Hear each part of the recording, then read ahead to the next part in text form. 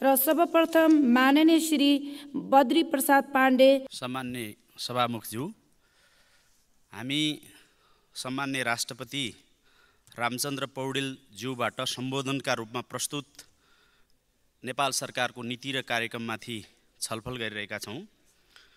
20 जना संशोधनकर्ताले समेत छलफलमा भाग लिनुभएको छ।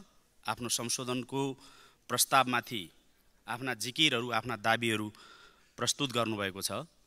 मैले संसदभित्रको छलफललाई निकै रचनात्मक र परिणाममुखी हुने कुरामा विश्वास व्यक्त गर्न चाहन्छु। विशेष गरी प्रस्ताव प्रस्तुत गर्नुहुने, छलफलका लागि प्रस्ताव प्रस्तुत गर्नुहुने सम्माननीय प्रधानमन्त्रीपछि संशोधनकर्ताहरू 20 जना र बिचैमा प्रतिपक्षी दलका नेता पूर्व प्रधानमन्त्री सम्माननीय केपी शर्मा ओलीले आफ्नो मन्तव्य राख्नुभएको छ र मलाई यो सम्मान्य सभामुखज्यू मार्फत के सुझाव दिन मन छ भने, यसको संगति के हुन्थ्यो होला भने, सुरुमा प्रधानमन्त्रीले छलफलका लागि प्रस्ताव प्रस्तुत गर्नुहुन्थ्यो, त्यसपछि संशोधनकर्ता मान्य सदस्यहरूले आफ्नो संशोधनहरूमाथि दाबी प्रस्तुत गर्नुपर्थ्यो। मलाई राम्रो गरी के थाहा छ भने, प्रमुख प्रतिपक्षी दलको नेताले जुनसुकै समयमा पनि बोल्नका लागि समय पाउनुहुन्छ र जति बोल्न सक्ने हो बोल्न पाउनुहुन्छ। तर पनि संगति यस्तो हुन्थ्यो भन्ने लाग्छ मलाई, किनकि संशोधनहरू सुनिसकेपछि, संशोधनको दाबी सुनिसकेपछि छलफलमा भाग लिनु बढी संगतिपूर्ण देखिन्थ्यो र त्यो हिसाबले माननीय केपी शर्मा ओली पछि छलफलमा भाग लिने दोस्रो वक्ताको रूपमा म छु जस्तो लाग्छ मलाई। र विशेष गरी आज संशोधन प्रस्तावमा आएका विषयहरू, यी विषयहरूले कार्यान्वयनको पक्षमा जोड दिएको छ भन्ने लाग्छ मलाई। संशोधन प्रस्ताव जुन कित्ताबाट आए पनि, जो मान्य सदस्यबाट आए पनि, जुन राजनीतिक दल र त्यो दलको संसदीय दलबाट आए पनि, त्यसलाई सकारात्मक रूपमा लिनुपर्ने मैले देख्छु र मलाई केही कुरा चाहिँ प्रमुख प्रतिपक्षी दलका नेताले बोल्नुभएका कुरासँग प्रत्यक्ष सरोकार राख्ने र ध्यानाकर्षण हुने विषयहरू छन्। उहाँले सम्मान्य सभामुखज्यू मार्फतमा आग्रह गर्न चाहन्छु, राष्ट्रपतिको सम्बोधन 104 मिनेटको थियो र त्यसमाथिको माननीय केपी शर्मा ओलीको जवाफ अथवा छलफल उहाँले 112 मिनेटको बोल्नुभयो। 112 मिनेट उहाँले बोलिरहँदा मलाई के लागेको थियो भने, धेरै कुरा सिकौँला, किनभने 48 सालपछि सांसद भइरहेको व्यक्ति जसले संसदीय अभ्यास बुझ्नु भएको छ, हामीलाई दीक्षित गर्नुहोला, हामीलाई प्रशिक्षित गर्नुहोला, मलाई त्यस्तो लागेको थियो।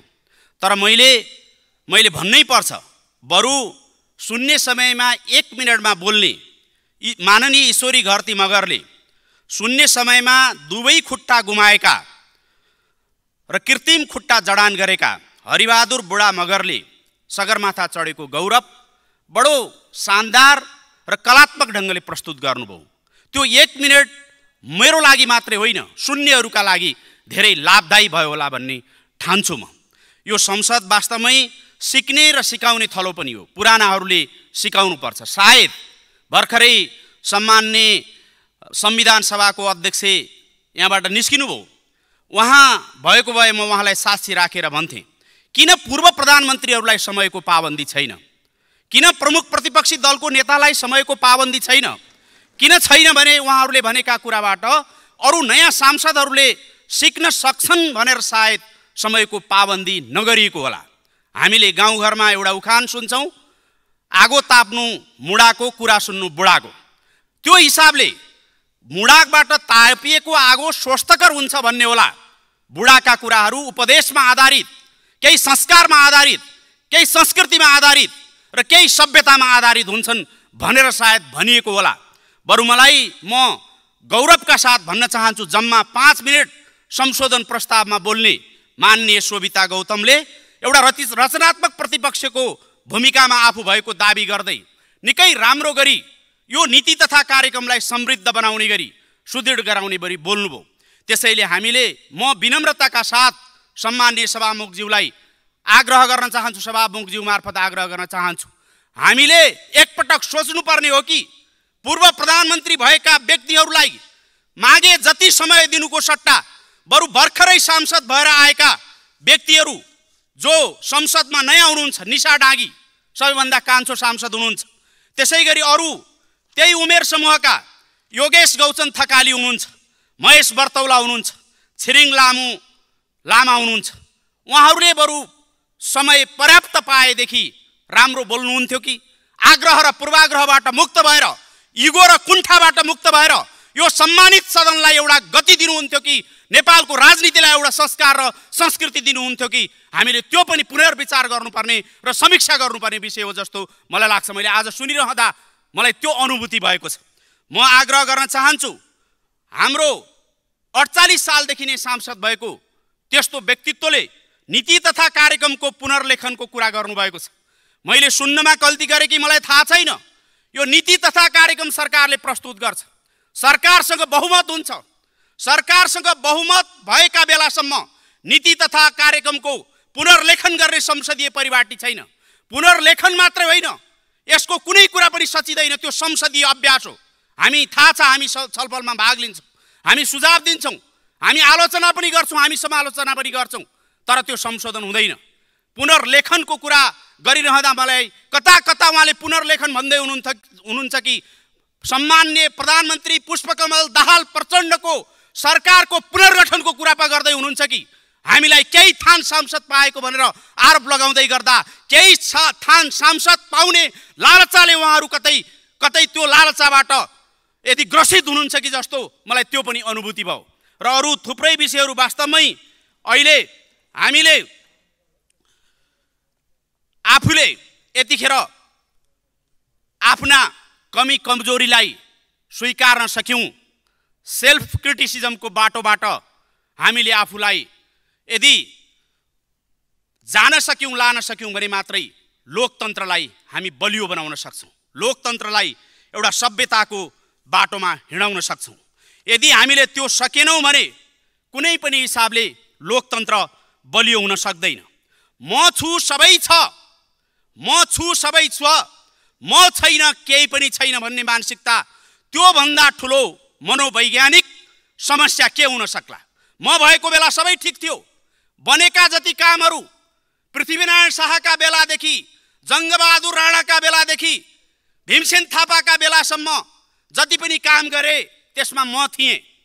जे काम भएनन्, भत्के, बिग्रे, यो 5 महिना पहिले गठन भएको सरकारले भत्काएको हो, बिगारेको हो भन्ने कुरा, त्यो मनोदशाबाट हामीले काम गर्न थाल्यौँ भने हामी कसरी सुधारको बाटोमा जाउँला? कसरी हामी यो राजनीतिलाई, यो संसदीय परिपाटीलाई र हामी सबै मिलेर हाम्रो जुन गति छ, सरकारको गति छ, राज्यको गति छ, त्यसलाई ठिक ठाउँमा लिएर जाउँला? हामीले सोच्नुपर्ने भएको छ भन्ने लाग्छ मलाई आग्रह गर्नु छ।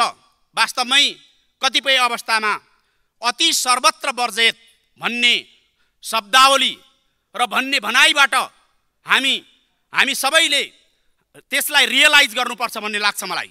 अति भनेको गुलियो धेरै खायो भने डाक्टरहरू भन्छन् धेरै गुलियो खायो भने सुगर हुन्छ, धेरै तितो खायो भने प्रेसर लो हुन्छ, धेरै विरोध गरेर पनि त्यसले परिणाम दिँदैन, त्यसले झन् ठुलो दुर्घटना निम्त्याउँछ, र धेरै प्रशंसाले पनि झन् हामीलाई ठिक ठाउँमा पुर्याउँदैन। त्यसै कारणले हामीले यो बाटो पक्रिनु उचित हुन्छ भन्ने लाग्छ मलाई। अर्को कुरा भन्नु छ, हामी बढ्ता गफाडी भएछौँ, हाम्रो संस्कार बढ्ता गफाडी भएछ। कामकाजीबाट जब समाज गफाडी बाटोमा जान्छ, कामकाजी बाटो छोडेर जब गफाडी बन्न थाल्छौँ हामी, त्यसपछि हामीले परिणाम दिन सक्दैनौँ। गफ पनि कस्तो दिने भने हामी रचनात्मक र ज्ञानवर्धक गफ दिने होइन, आलोचना लान्छना लगाउने, अरूलाई आत्मप्रशंसा र परनिन्दाको बाटो पक्रिने, यो कामले हामीलाई फाइदा गर्दैन। अर्को मैले भन्नै पर्ने कुरा, यहाँ कतिपय प्रस्तुत भएका तथ्यहरू, तथ्याङ्कहरू, ती तथ्यहरू सत्यमा आधारित छैनन्, तथ्यमा आधारित छैनन्, झुटमा आधारित छन्। तथ्याङ्कहरू मिथ्याङ्कमा आधारित छन्।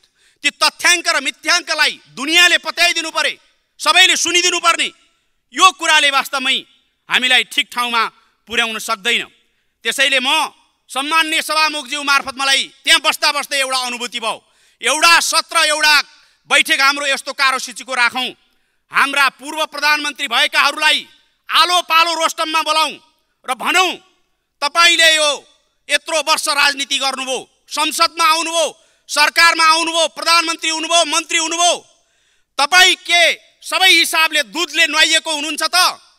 हुनुहुन्न, कमजोरी छन् भने तपाईले पनि यहाँ आएर मेरा जीवनमा, मेरा राजनीतिक जीवनमा यी कमी कमजोरी भयो भनेर आफ्ना कमजोरी मात्रै बताउने एउटा कार्यसूची उहाँहरूलाई राख्न लगाउने कि नलगाउने म त्यो सम्माननीय सभामुखज्यू मार्फत चुनौती दिन चाहन्छु। त्यसै गरी वास्तवमा हामी सबैले सुन्यौँ यहाँ उभिएर, यहाँ जति पनि कामहरू भएका छन् त्यो सबै हामीले गरेका छौँ, मैले गरेको छु र नभएका कामहरू अरूलाई दोषारोपण गर्ने काम सुनिएको छ। त्यसैले यो कुरामा म सम्मानित सदनलाई विनम्रताका साथ आग्रह गर्न चाहन्छु, हामीले सही बाटो पक्ड्यौँ, एउटा ज्ञानको बाटो, एउटा विजडमको बाटो, एउटा रेसनलको बाटो, एउटा तथ्य र तर्कमा आधारित बाटो र हामीले मेरो आलोचना मैले गर्न सक्ने नीति तथा कार्यक्रममाथि छलफल गर्दै गर्दा मैले पनि यहाँ उभिएर सत्ता पक्षको सांसदले यी कमी कमजोरी भए भनेर भन्न सक्ने बाटो, प्रतिपक्षीको सांसदले बोल्न आउँदा पनि यो पक्ष राम्रो छ, यो पक्षमा सुधार गर्नुपर्छ भन्ने बाटो, यो बाटो पक्डिनुपर्ने अहिलेको आवश्यकता हो भन्ने लाग्छ। विशेष गरी म के आग्रह गर्न चाहन्छु भने धेरै भिजनरी र आश लाग्दा विषयहरू यसमा आएका छन्। विशेष गरी सङ्घीय लोकतान्त्रिक गणतन्त्रको संविधान, समावेशी समानुपातिक संविधान, समानुपातिक र समावेशी संविधानलाई प्रवर्धन गर्ने खालका, बलियो बनाउने खालका नीतिगत कुराहरू पनि आएका छन्, कार्यक्रमगत कुरा पनि आएका छन्। जस्तो विद्यमान कर प्रणालीमा पुनरावलोकन गर्ने, तीनै तहको सरकारको बजेट निर्माणदेखि कार्यान्वयनको प्रक्रियासम्म पुनरावलोकन गरी पुँजी वृद्धि गर्ने, दिगो र हरित अर्थतन्त्रको आधार तयार गरी वित्तीय स्थायित्व कायम गर्ने, राष्ट्रिय सहकारी नीतिमा परिमार्जन गर्ने, पुँजी बजारको विकास र विस्तारको लागि संरचनागत सुधार गर्ने, वर्तमान परिवेशमा असान्दर्भिक भएका कार्यमा दोहोरोपना भएका उद्देश्य अनुसार सञ्चालन हुन नसकेका सरकारी कार्यालय, सार्वजनिक संस्था, विकास समिति तथा कोषहरूलाई एक आपसमा गाभ्ने वा खारेज गर्ने, राष्ट्रिय योजना आयोगलाई पुनर्संरचना गरी नीति योजना तथा अनुगमनको केन्द्रीय निकायको रूपमा विकास गर्ने, औद्योगिक विकासलाई तीव्रता दिन आवश्यक सुधार गर्ने, पर्यटन ऐनमा समयानुकूल परिमार्जन गर्ने, ऊर्जा नीतिलाई समसामयिक बनाइने, समानुपातिक विज्ञापन प्रणाली लागू गरिने, यो ढङ्गका राम्रा नीतिहरू पनि आएका छन् र केही परिणाममुखी कार्यक्रमहरू पनि आएका छन्। यद्यपि तिनलाई नाराका रूपमा यहाँ व्यङ्ग्य गर्ने कोसिस पनि भयो। ठिक छ, हामीले सैद्धान्तिक दृष्टिकोणले तिनको प्रतिवाद गर्नु ठिक छ, तर पनि नाराका रूपमै आएका भए पनि ती बडो दूरगामी महत्त्वका, प्रभावकारी र उत्साह सिर्जना गर्ने, आशा सिर्जना गर्ने कार्यक्रमका रूपमा आएका छन्। जस्तो वडा तहमा सहुलियत खाद्यान्न पसलको स्थापना गर्ने, प्रत्येक पालिकामा शीतगृह, एक टोल एक सामुदायिक कृषि उत्पादन, एक वडा एक विशेष उत्पादन, एक पालिका एक उत्पादन क्षेत्र, make in Nepal made in Nepal अभियान, हाम्रो सम्पदा राम्रो सम्पदा, एक प्रदेश एक सांस्कृतिक ग्राम, सबैका लागि सधैँका लागि आकर्षक गन्तव्य, एक पूर्वाधार निर्माणमा 2 शिफ्ट काम गर्ने, एक घर एक धारा, विद्यालयमा विद्यार्थीलाई ल्याउने, सिकाउने र टिकाउने, पढ्दै कमाउँदै कमाउँदै पढ्दै कार्यक्रम सञ्चालन गर्ने, हाम्रो स्कुल बनाऊ राम्रो स्कुल अभियान, एक स्थानीय तह एक स्मार्ट विद्यालय, प्रत्येक वडामा आधारभूत स्वास्थ्य परीक्षण, त्यसै गरी हरेक विद्यालयमा खेल शिक्षक, एक वडा एक खेल मैदान, एक पालिका एक कबड हल, गोर्खामा जनजाति र संस्कृतिको पहिचानलाई झल्किने गरी जीवन्त सङ्ग्रहालयको स्थापना गर्ने लगायतका महत्त्वपूर्ण कार्यक्रमहरू यो यसमा समेटिएका छन्। यी कार्यक्रमहरूले वास्तवमै समाजवाद उन्मुख अर्थतन्त्र निर्माण गर्ने दिशामा हाम्रो संविधानको मर्म अनुसार हाम्रो संविधानलाई समावेशी समानुपातिक र सीमान्तकृत वर्गको असमानताको अन्त्य गर्ने र समृद्धि स्थापित गर्ने दिशामा यी कार्यक्रमहरू महत्त्वपूर्ण कोसेढुङ्गा साबित हुन्छन् भन्ने कुरा नीति तथा कार्यक्रमको शब्दावलीमै लेखिएको छ। म विश्वास व्यक्त गर्दछु। केवल अघि यहाँ माननीय श्याम घिमिरेले भन्नुभएको थियो जम्मी 37% मात्रै नीति तथा कार्यक्रममा लेखिएका कुराहरू कार्यान्वयन हुने त्यो नियति हामीले भोगिरहेका छौँ। आज मात्रै अर्थ समितिमा महालेखा परीक्षकका प्रतिनिधिहरूले पदाधिकारीहरूले त्यो कुरा बताएको कुरा उहाँ भन्दै हुनुहुन्थ्यो। त्यसो हो भने यसलाई कार्यान्वयन गर्नका लागि के गर्नुपर्छ हामीले? विशेष गरी नीति तथा कार्यक्रम निर्माण गर्दा दुईटा कुरामा हामीले ध्यान दिनुपर्छ जस्तो लाग्छ। अघि चर्चा भयो, यो बजेटको सिद्धान्त र प्राथमिकता हामीले पहिले छलफल गऱ्यौँ, त्यसबाट हामीले धेरै कुरा सिक्यौँ, त्यसबाट धेरै कुरा प्राप्त गऱ्यौँ, त्यसबाट थप सुदृढ हुने हामीले त्यो अवसर प्राप्त गऱ्यौँ। अब हामी बजेट ल्याउँदैछौँ जेठ 15 गतेका दिन, आज नीति तथा कार्यक्रममा छलफल गर्दैछौँ। यो तीनटै कुरालाई समन्वयात्मक ढङ्गले एउटै ठाउँबाट एकै द्वारबाट कहाँनेरि छलफल हुन्छ, कसरी छलफल हुन्छ र त्यो छलफलबाट एक अर्काको सामञ्जस्यता कसरी मिलाउन सकिन्छ, यो कुरामा ध्यान दिनुपर्छ भन्ने लाग्छ। म सम्माननीय सभामुखज्यू मार्फत हाम्रो सदन र नेपाल सरकारलाई पनि आग्रह गर्न चाहन्छु, आगामी दिनमा हामीले यो बाटोलाई प्रभावकारी बनाउने, चुस्त बनाउने र समन्वयात्मक बाटोबाट लिएर जाने काम गर्नुपर्छ। यो पहिलो काम। दोस्रो, हामीले यो नीति तथा कार्यक्रम बनाउँदाको हाम्रो प्रोसेस के हो? यो प्रोसेसमा हामी जनप्रतिनिधिहरूलाई केवल 3-4 दिनको छलफलमा मात्रै सहभागी गराएर हुँदैन। 3-4 दिनको हामी छलफलमा सहभागी हुन्छौँ, संशोधन पनि हाल्छौँ, तर संसदीय परिपाटी के हो भनेदेखि यो जस्ताको तस्तै हामीले पास गर्नुपर्छ। हामी सत्ता पक्षले हुन्छ भनेर हामीले पास गर्नुपर्छ। त्यसैले यो नीति तथा कार्यक्रम निर्माणको प्रक्रियालाई हामीले अलि पहिल्यै चैतबाटै नीति तथा कार्यक्रम बनाउने कुरामा हाम्रा समितिहरूलाई सक्रिय गराउने, हाम्रो सदनलाई सक्रिय गराउने र हामीलाई विभिन्न माध्यमबाट जनप्रतिनिधिहरूलाई यो निर्माणमा योगदान गर्ने, हाम्रा नीति तथा कार्यक्रमसँग सम्बन्धित सुझावहरूलाई समेट्ने त्यो बाटो लिनु उचित हुन्छ भन्ने लाग्छ मलाई, पहिलो कुरा। दोस्रो कुरा, यसको कार्यान्वयनको पाटो जुन थुप्रै माननीय सदस्यहरूले चिन्ता व्यक्त गर्नुभएको छ, चिन्ता व्यक्त गरेरै संशोधनमा हाल्नुभएको छ। यसलाई कार्यान्वयन हिजोका दिनमा केवल त्यति 37% मात्रै भयो भने 63% त कार्यान्वयन भएको छैन। अझ कतिपय सांसदहरूले 20% मात्रै कार्यान्वयन भएको कुरा पनि भन्दै हुनुहुन्थ्यो। त्यसो हो भने आगामी दिनमा नीति तथा कार्यक्रम त बन्यो, यसलाई कार्यान्वयन गर्नका लागि मुख्य गरी राजनीतिक नेतृत्वको सङ्कल्प, त्यो सङ्कल्पको आवश्यकता हुन्छ। हाम्रो सङ्कल्प के हो? त्यो सङ्कल्प अनुसारको कार्यान्वयनका लागि आवश्यक पर्ने कानुनहरू के हुन् र त्यो कानुन अनुसारका निर्माण हुनुपर्ने संरचनाहरू के हुन्, त्यसमा पनि हामीले विशेष ध्यान दिनुपर्छ भन्ने मलाई लाग्छ। र विशेष गरी केही कुराहरू निकै उत्साहपूर्ण किसिमले आएका छन्। हामी बुँदा नम्बर 11 मा आएको एउटा विषयबाट हामी निकै उत्साहित छौँ। हामी मानव विकास सूचकाङ्कमा पछाडि परेका जिल्लाका सांसदहरू भेला भएर हामीले प्रधानमन्त्रीज्यू मार्फत मानव विकास सूचकाङ्कमा भएका 10 जिल्ला, कम्तीमा पनि यसपटक 10 जिल्लालाई, बटम 10 लाई विशेष प्राथमिकता दिनुपर्छ। हामीले एक प्रकारले उहाँलाई भेट्ने र अभियान चलाउने नै गरेका थियौँ। त्यो कुरालाई राम्रो गरी संशोधन गरिएको छ। मानव विकास सूचकाङ्कको पछाडि परेका 10 जिल्लाहरू, 10 भनेर तोकिएको छैन नीति तथा कार्यक्रममा, जिल्लाहरू जो कर्णाली प्रदेशमा पर्दछन्, ती जिल्लाहरू सुदूरपश्चिम प्रदेशमा पर्दछन्, मध्य प्रदेशमा पर्दछन्, ती जिल्लाहरूमा विशेष कार्यक्रम लागू गर्ने भनेर भन्नुभएको छ। र हामीले प्रधानमन्त्रीज्यूलाई भेट्दै गर्दा र अरू मन्त्रीहरूज्यूसँग छलफल गर्दै गर्दा हामीले यो पनि भनेका थियौँ, समानता प्रवर्धनका लागि खुसी प्लस भन्ने कार्यक्रम यो ठाउँहरूमा राखिदिनुहोस्। त्यसले गर्दा पछाडि परेका 10 जिल्लालाई हामी विभिन्न मोडलमा समानता असमानता हटाउने गरी, समृद्धि विकसित गर्ने गरी, समृद्धि स्थापित गर्ने गरी काम गर्न सक्छौँ। जस्तो टप 10 मा भएका 10 जिल्लाले बटम 10 मा भएका 10 जिल्लालाई सद्भावका दृष्टिकोणले सहयोग गर्ने मोडालिटी पनि हामी विकसित गर्न सक्छौँ। एउटा ठुलो अस्पतालले जोसँग प्रशस्तै पुँजी छ, विकट गाउँमा भएको एउटा सानो र साधन र स्रोत नभएको अस्पताललाई सहयोग गर्न सक्दछ। काठमाडौँले कालीकोटलाई सहयोग गर्न सक्दछ।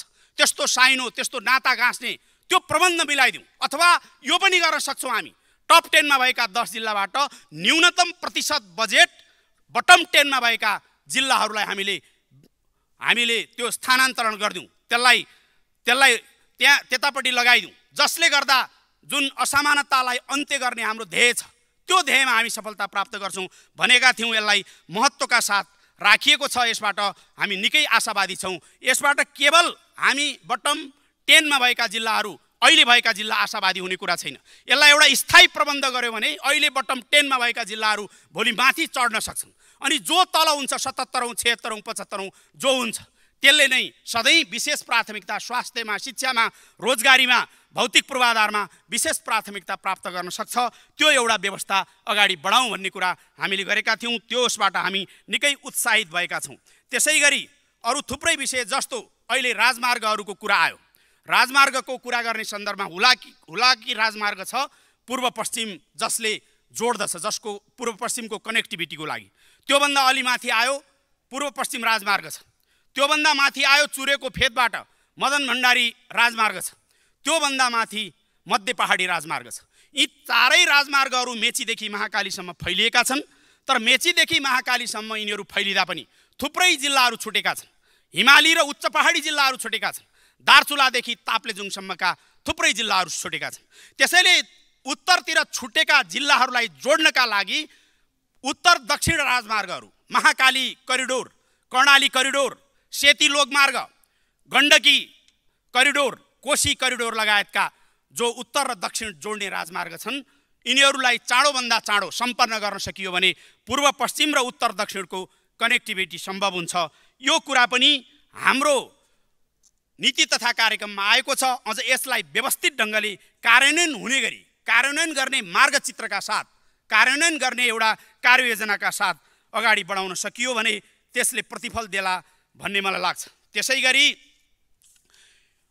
यो शिक्षा क्षेत्र, एउटा शिक्षा क्षेत्रमा प्रगति भयो, यदि शिक्षा क्षेत्रमा हामीले भने जस्तो उपलब्धि हासिल गर्यौँ, प्रतिफल हासिल गर्यौँ भने त्यसका प्रभावहरू सबैतिर पर्दछन्। अघि धेरैजनाले भन्नुभयो वास्तवमा विद्यालय शिक्षा अहिले कस्तो अवस्थामा छ भने 57-58 मा दरबन्दीहरू दिने क्रम बन्द भयो, रोकियो, तर विद्यालय खोल्ने क्रम जारी नै रह्यो। अहिलेसम्म पनि विद्यालयको सङ्ख्या बढिरहेको छ, दरबन्दी जतिको तति नै छ। डाक्टर महाश्रम शर्माको नेतृत्वमा एउटा दरबन्दी पुनर्वितरण कार्यदल बनेको थियो। त्यो कार्यदलले 55,000 थप दरबन्दी चाहिन्छ विद्यालयमा भनेको छ। 55,000 थप दरबन्दी दिने प्रबन्ध सरकारसँग लगानी अभिवृद्धि गर्ने के अवस्था छ? त्यसो हो भने कतिपय ठाउँमा असन्तुलन छन् भन्ने पनि प्रतिवेदन उसले दिएको छ। सहरमा दरबन्दीहरू धेरै छन्। सहर मात्रै होइन, पहाडी जिल्लाका विकट जिल्लाहरूका पनि सदरमुकाममा दरबन्दी, सदरमुकामका स्कुललाई तुलनात्मक रूपमा बढी दरबन्दी छ। तर त्यही पनि दूरदराजका ठाउँमा दरबन्दीहरू छैनन्। एकातिर हामीले दरबन्दी थप्ने सोच्नु पर्यो भने अर्कातिर दरबन्दीको पुनरावलोकन गर्ने, जसरी कर्मचारी समायोजन गर्यौँ ठिक त्यसरी नै शिक्षक समायोजन पनि अहिलेको आवश्यकता हो। होइन भने एउटा पनि माविको दरबन्दी नभएका स्कुलहरू माध्यमिक विद्यालय तह चलाइरहेका छन्।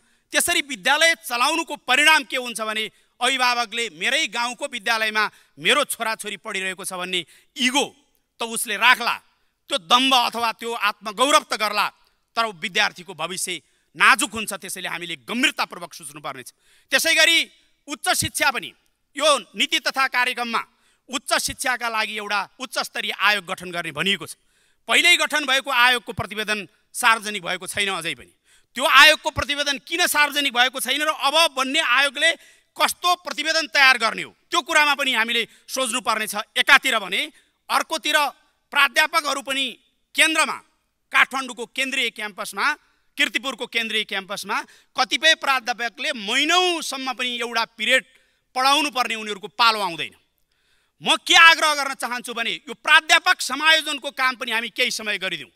यहाँ पढाउँदै गरेका प्राध्यापक डाक्टरहरू जसले पढाउनै पर्दैन, उहाँहरू विकट गाउँका क्याम्पसहरूमा गएर 6 महिना वर्ष दिन मात्रै बसिदिनु भयो भने उहाँहरूले विद्यार्थीलाई पनि पढाउनुहुन्छ, उहाँहरूले त्यहाँका टिचरलाई पनि पढाउनुहुन्छ। एउटा प्राध्यापक डाक्टर विकट गाउँको क्याम्पसमा गएर केही समय बसिदियो भने पनि त्यहाँ उच्च शिक्षालाई ठुलो योगदान गरेर फर्किन्छ। यो किसिमले पनि सोच्नुपर्छ भन्ने लाग्छ। अर्को, पञ्चायत कालमै भएका सबै काम नराम्रा भन्न मिल्दैन। राष्ट्रिय सेवा विकास कार्यक्रम थियो जसमा यहाँ कतिपय हाम्रो सिनियर मान्य सदस्यहरू त्यसमा सहभागी पनि हुनुभएको होला। एमए पास गर्ने प्रत्येक स्नातकोत्तर गर्ने प्रत्येक विद्यार्थी 10 महिनाको करिब 1 वर्षको भिलेज प्रोफाइलको एउटा पत्र पढ्नका लागि ऊ गाउँ जान्थ्यो। त्यो राष्ट्रिय विकास सेवा कार्यक्रमलाई हामीले पुनर्स्थापित गर्दियौँ, जसले गर्दा फेरि सञ्चालन गर्दियौँ, जसले गर्दा स्नातकोत्तर गर्दै गरेका प्रत्येक विद्यार्थीहरू जसले गाउँ जान्छन् गाउँ बुझेर आउँछ। अझ सम्भव हुन्छ भने पूर्वको विद्यार्थीलाई पश्चिम, पश्चिमको विद्यार्थीलाई पूर्व, तराईको विद्यार्थीलाई पहाड, पहाडको विद्यार्थीलाई तराई, त्यसरी पठाउन सक्यौँ भनेदेखि उसले देश बुझेर पनि आउँछ। विद्यालयमा विषयगत शिक्षक नपाएका विद्यार्थीहरूले न्याय पाउँछन्, उचित शिक्षा पाउँछन्। त्यो ढङ्गले पनि सोच्ने गरी यहाँ विषयहरू आएका छन्। यी विषयलाई यो मार्गचित्रका साथ अगाडि बढाउँ, कार्यान्वयनमुखी दिशामा लिएर जाउँ भन्ने मलाई लाग्छ। त्यसै गरी थुप्रै विषयहरू जस्तो कृषिको क्षेत्रमा रैथाने बालीको प्रवर्धनको विषय पनि आएको छ। रैथाने बालीको प्रवर्धन जसमा रोजगारी सिर्जना गर्ने, युवाहरूलाई त्यो रोजगारीतिर आकर्षित गर्ने। रैथाने बालीहरू जहाँ धान लाउन ठुलो प्रयत्न गर्दा पनि सिँचाइ पुग्दैन, तर त्यहाँ कोदो फल्छ, अघि नै भन्नुभयो जस्तो टिमुर फल्छ। र अहिले बाँदरको समस्या जुन कुरा उठेको छ संसदमा, कतिपय बालीहरू यस्तो रहेछ, रैथाने बालीहरू, वनस्पतिहरू बाँदरले छुँदै नछुने, बाँदरले हस्तक्षेपै नगर्ने, बाँदर त्यसमा जाँदै नजाने, चलाउँदै नचलाउने बाली पनि रहेछ। त्यस्तो ठाउँमा यदि हामीले युवाहरूलाई यही देशमा भविष्य छ भनेर कृषितिर लगाइदिने, कृषि उद्यमतिर लगाइदिने, उनीहरूलाई लगानी गर्नका लागि वित्तीय व्यवस्था न्यूनतम ब्याजमा या ब्याज बिना नै ऋण उपलब्ध गराइदिने, अनुदान दिने, अनुदान दिँदा पनि न्यायोचित ढङ्गले त्यो ठाउँमा दिने हो भने हामीले देशभरि नै हाम्रो माटो यस्तो माटो छ, केही न केही नफल्ने माटो नेपालमा मेची महाकाली कहीँ पनि छैन। त्यस्तो ठाउँमा हामीले चाहिँ उनीहरूलाई प्रवृत्त गराउने। त्यसै गरी यसमा समावेश भएको विषय अर्को महत्त्वपूर्ण के छ भने वन जोगाउने, पर्यावरण पनि जोगाउने। तर त्यसभित्र जङ्गलभित्र केवल रुखहरू मात्रै होइन, हामीलाई केही पनि नदिने रुखहरू होइन कि त्यो रुखभित्र जङ्गलभित्र हामीले बहुमूल्य जडीबुटीको खेती गर्ने। बहुमूल्य जडीबुटीको खेतीले हामीलाई वास्तवमै ठुलो उपलब्धि दिन सक्छ, ठुलो आय आर्जन हुन सक्छ, प्रतिफलमुखी हुन सक्छ भन्ने मलाई लाग्छ। त्यसै गरी अर्को एउटा महत्त्वपूर्ण विषय मैले अस्तिको यो सिद्धान्त तथा प्राथमिकतामा बोल्दै गर्दा समय सिद्धिएको थियो। त्यो विषय भनेको के हो भने भौगोलिक हिसाबले पनि विविधतापूर्ण छ हाम्रो राजनीतिक विभाजन समेत, राजनीतिक भौगोलिक विभाजन पनि विविधतापूर्ण छ। जस्तो हुम्लाको नामखा भन्ने गाउँपालिका नेपालका 61 वटा जिल्लाभन्दा ठुलो छ। नेपालका 61 वटा जिल्ला साना छन्, त्यो नामखा भन्ने गाउँपालिका ठुलो छ। मेरो आफ्नै बाजुराको हिमाली गाउँपालिका 830 वर्ग किलोमिटरको छ, त्यो कतिपय जिल्लाभन्दा ठुलो छ। ती ठाउँहरूमा जनसङ्ख्या छैन। नामखाको जम्मा 3900 जनसङ्ख्या छ, 2420 वर्ग किलोमिटरमा फैलिएको छ। यो भक्तपुर 6.5 वर्ग किलोमिटरमा फैलिएको छ, तर 80,000 जनसङ्ख्या छ। यस्तो विविधता भएको ठाउँमा हामीले एकीकृत बस्ती विकासको कन्सेप्ट, जुन कुरा चाहिँ सुशील कोइराला प्रधानमन्त्री हुनुभएको बेला बाजुरालाई पाइलट प्रोजेक्ट बनाएर बाजुराको बस्तीलाई एकीकृत बनाउने, जोखिमपूर्ण बस्ती, यो रसुवा भूकम्पको बेला जोखिमपूर्ण बस्ती छ भनेर धेरै तथ्याङ्कहरू, धेरै अनुसन्धान र अध्ययनहरू भएका थिए। त्यसैले ठुलो भूगोल भएका ठाउँहरू, जनसङ्ख्या कम भएका ठाउँहरूमा एकीकृत बस्ती विकास गर्ने। एकीकृत बस्ती विकास भयो भने स्वास्थ्य एकै ठाउँमा हुन्छ, शिक्षाको लागि विद्यालय एकै ठाउँमा हुन्छ, क्याम्पस एकै ठाउँमा हुन्छ, ढल खानेपानी सबैको प्रबन्ध एकै ठाउँमा हुन्छ। अनि बाँकी रहेको भूगोल, विशाल भूगोल जुन छ, त्यो भूगोलभित्र अघि नै भनिए जस्तो जडीबुटीको खेती गर्ने, व्यावसायिक जडीबुटीको खेती गर्ने, व्यावसायिक जडीबुटीको खेतीका माध्यमबाट युवाहरूलाई त्यतापट्टि परिचालित गर्ने काम महत्त्वपूर्ण हुन्छ भन्ने लाग्छ मलाई। यी सबै कुरा भनिरहँदा यो सबै कुरामा चाहिने भनेको लगानी नै हो। त्यसैले लगानी भित्राउनका लागि लगानी मैत्री वातावरण बनाउन जरुरी छ। हामी कहाँ सबैभन्दा चुनौती भनेको लगानी मैत्री वातावरण छैन। कोही विदेशबाट लगानी गर्न आउने विदेशीले पनि लगानी मैत्री वातावरण देख्दैन। आयो हेऱ्यो भने पनि कतिपय बिचौलियाले उसलाई भड्काउने कोसिस गर्छन्। यहाँ लगानी गर्ने अवस्था छैन भनेर आफ्नो स्वार्थका लागि भड्काउने कोसिस गर्छन्। त्यसैले बढीभन्दा बढी लगानी हामीले भित्राउने, विदेशीको लगानी, स्वदेशीको लगानी, गैर आवासीय नेपालीको लगानी पनि भित्राउने र समृद्धिका लागि हामीले ध्यान दिनुपर्ने कुरा के हो भने यो सबैको केन्द्रबिन्दुमा मान्छे छ। शिक्षाको कुरा गर्दा केन्द्रबिन्दुमा विद्यार्थी छ। हामीले खेल मैदानको कुरा गर्दा केन्द्रबिन्दुमा खेलाडी छ। कृषिको कुरा गर्दा केन्द्रबिन्दुमा कृषक छ। यो कोणबाट मान्छेलाई केन्द्रबिन्दुमा राखेर मान्छे सबैलाई परिचालित गर्ने, हामीसँग 67 लाख परिवार छन् नेपालभरि। त्यो 67 लाख परिवारलाई नै हाम्रो नीति तथा कार्यक्रम लिएर हाम्रो आउने बजेटले चलायमान गर्ने गरी, झकझक्याउने गरी, केही न केही काम दिने गरी, केही न केही माम दिने गरी, सक्रिय गराउने गरी काम गर्न सक्यौँ भनेदेखि हामी सफलता प्राप्त गर्छौँ। यो बाटोबाट हामी सबैले मिलेर देश निर्माण गर्ने, समृद्धि प्राप्त गर्ने बाटोमा अगाडि जाने प्रतिबद्धता गरौँ। यो नीति र कार्यक्रमबाट यही कुराको एउटा समन्वय, सहकार्य अघि नै समन्वय र सहकार्यको बाटो जरुरी छ। यही बाटोबाट अगाडि बढौँ। धन्यवाद। जय नेपाल। सत्य, तथ्य, निष्पक्ष अनि खोजमूलक समाचारको साथमा एभरेस्ट न्यूज।